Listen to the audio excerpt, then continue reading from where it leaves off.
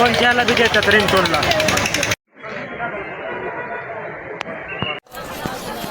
रामकृष्ण हरी माऊली. तर आता आम्ही बरडमध्ये आलो होतो. तर बरडमध्ये जरा पावसाचं वातावरण झालं होतं. मग जरा पाऊस इथं चालू होता. तर आता बघू शकता इथल्या वारकऱ्यांचे जरा गैरसोय होती. तर आपण इथं जरा विचारू कोणाला तरी कशी काय इथली व्यवस्था आहे ती.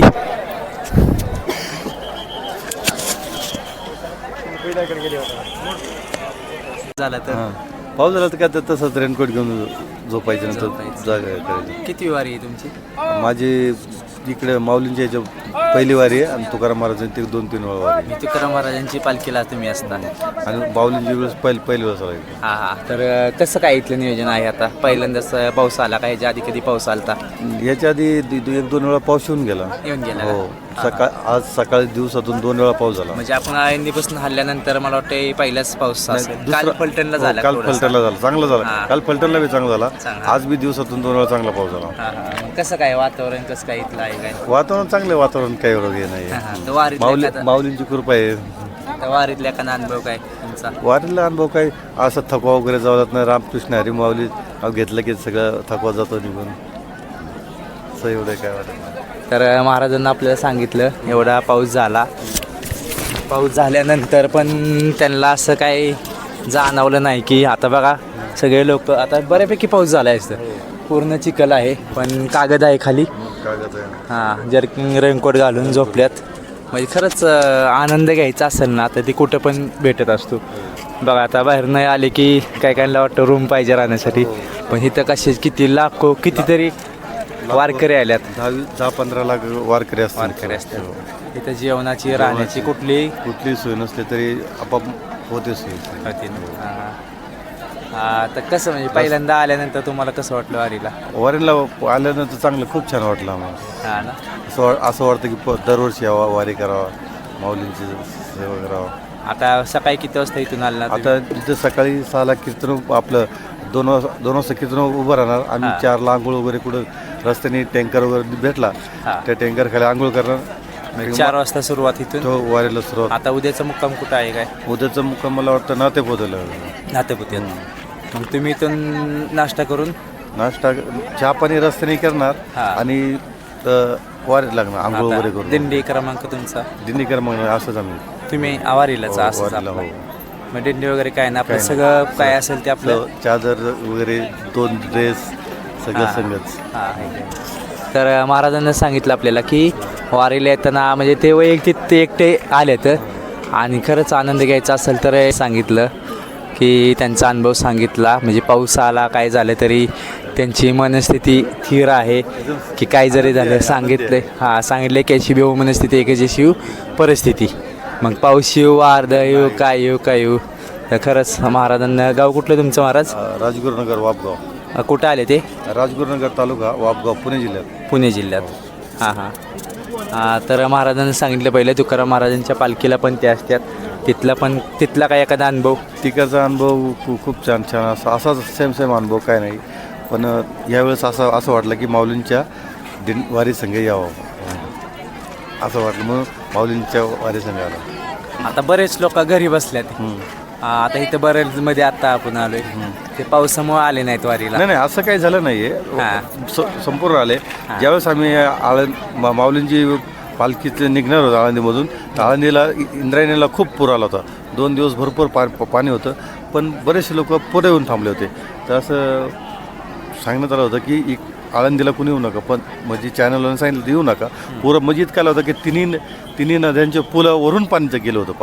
पुलांच्या वरून पाणी गेलं होतं. तरी माऊलीची कृपा ते ज्या दिवशी पालखी स्थापन निघायची होती त्या दिवशी पाणी वसरलं गेलं आणि पालखी आल्या गेली इकडे. मग त्या दिवशी पण महाराजांना आपल्याला सांगितलं की रेड्याच्या मुखातनं वेद बोललेला आपण ऐकलं नाही. पण हे सत्य घटना आहे की आदल्या दिवशी माणसाला प्रत्येकाला टेन्शन आलं की पालखी कशी जायची, पालखी कशी न्यायची. आणि काय झालं की ज्या दिवशी पालखी निघणार आहे त्या दिवशी त्याच्या आदल्या दिवशीपर्यंत रात्रीपर्यंत खूप पाऊस झाला. आणि ज्या दिवशी पालखी निघणार आळंदीच्या बाहेर निघणार ऑटोमॅटिक सगळं पाणी वसरलं गेलं. तर पुलांच्या खाली 3 पुल असतात त्याला 3 पुलांच्या पाणी खाली गेलं. माऊलीची पालखी स्थापन झाली. निघण्याचा. मग हे सगळ्यात मोठा अनुभव म्हणजे सगळ्यांनीच बघितलं हे. सगळ्यांनाच अख्खे जेवढे आता या कलियुगामध्ये ते तर झालं, ते सतयुगामध्ये झालं, ते माऊलींनी रेड्याला बोलायला लागला. पण आता कलियुगामध्ये जे झालं ते सगळ्या लोकांनी पाहिलं तो अनुभव, की असं वाटत नव्हतं की हे पाणी म्हणजे हे विसरेल असं वाटत नव्हतं. पण ते माऊलीच्या कृपेने ते पाणी विसरलं आणि सगळे लोक वारकरी तिकडून इकडे निघाले. तर चला तर आता अशाच नवीन व्हिडिओ पाहण्यासाठी आमच्या चॅनलला सबस्क्राईब करून ठेवा. रामकृष्ण हरी माऊली. रामकृष्ण हरी. भिंत आहे का नाही तिथं अडकलो तर आता आपण बरडीमध्ये आलो आहे. तर बरडीमध्ये आल्यानंतर आपल्याला तिथे एक समोर टेंट लावलेला दिसतोय. आता पूर्णपणे आम्ही टेंट म्हणजे तुम्ही आता बघू शकता. आपण त्यांच्यापाशी आता जाऊ, विचारू महाराजांना, त्यांचं नाव विचारू पहिलं.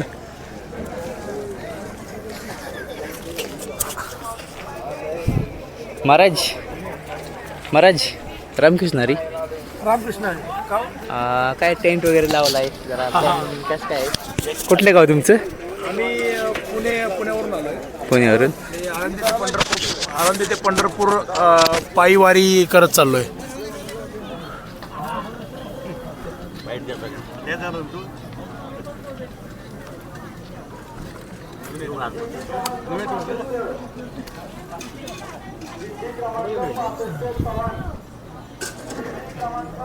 आता कसं नियोजन असतं? आळंदी ते पंढरपूर पायीवारी आम्ही करतोय आणि आपल्या व्यवसाय उद्योगातून वेळ काढून ही पंढरीची वारी अनुभवाच्या उद्देशाने आम्ही या वारीमध्ये गेल्या 4 वर्षापासून मी सहभागी होतोय. आणि शेजारी आमचा टेम्पो आहे, त्याच्यामध्ये आमचे सर्व मित्र स्नेही सगळे आळंदीकर आहेत. पण आज जरा इथं बरडच्या तळावर पाऊस थोडासा पडल्यामुळे टेम्पोमध्ये जागा होत नाही, म्हणून आम्ही सोबत एक आपलं स्पेअरला टेंट असावा म्हणून असं आम्ही महाराष्ट्रातील गडकिल्ल्यांची भ्रमंती करतो नेहमी, त्यामुळे टेंट आमच्याजवळ असतोच. त्यामुळे तो एक स्पेअरला आणला होता आणि त्याचा उपयोग आज या ठिकाणी बरडच्या तळावर झालेला आहे. तर बघा मित्रांनो, आता आम्ही पण जातो, डेकअपचा टेंट घेऊन जातो. कुठे ना कुठे चालूच असतं आमचं कॅम्पिंगचं. तर तुम्हाला जर यायचं असेल तर टेंट घेऊन आला तर जरा ऑप्शन भरपूर आहे. खूप चांगला ऑप्शन आहे. आता या टेंटमध्ये आम्ही आत्ता दोघंच झोपलोय, पण तसे पाहायला गेलं तर 4 जण या टेंटमध्ये झोपू शकतात. आणि टेंट लावायला फक्त 5 ते 5 मिनटं फक्त आम्हाला लागली. सकाळी पण काढायचं म्हटलं तर 5 मिनटामध्ये ते काढून घडी करून.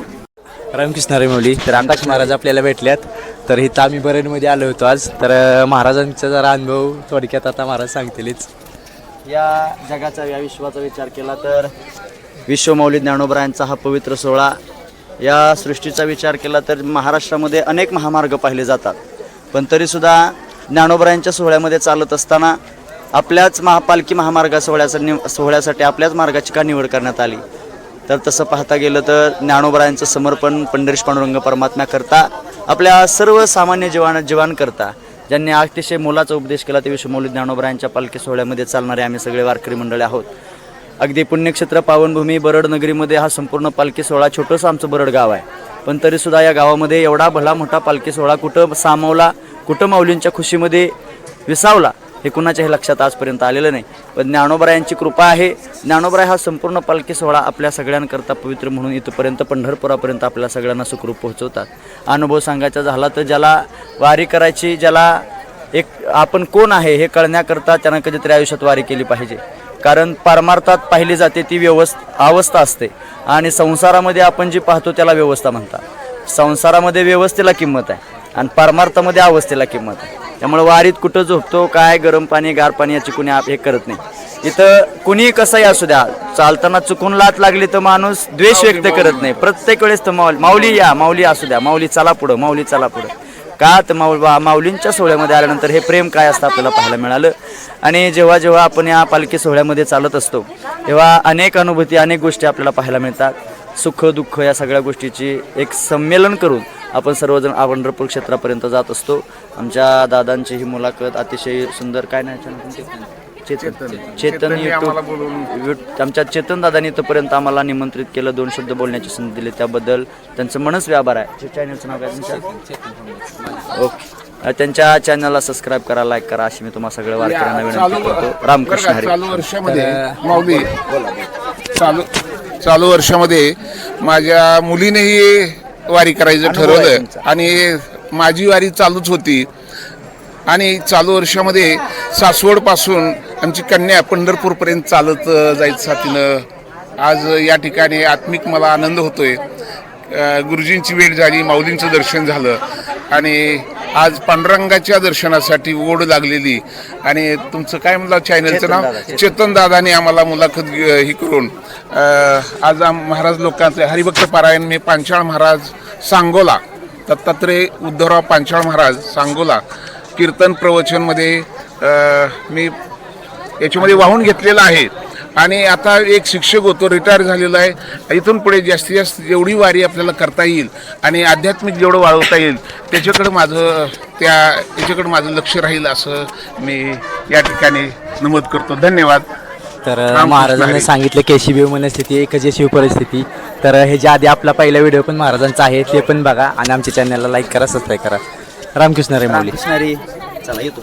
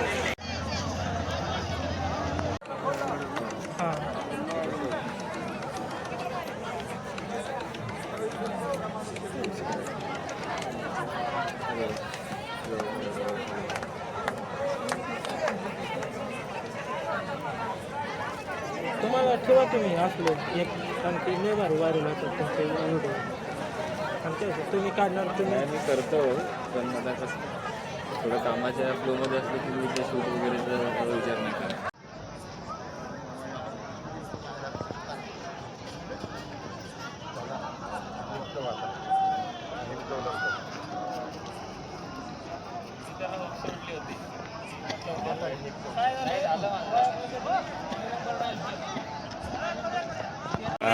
त्याला माहिती आणि तुला काय माहित नाही.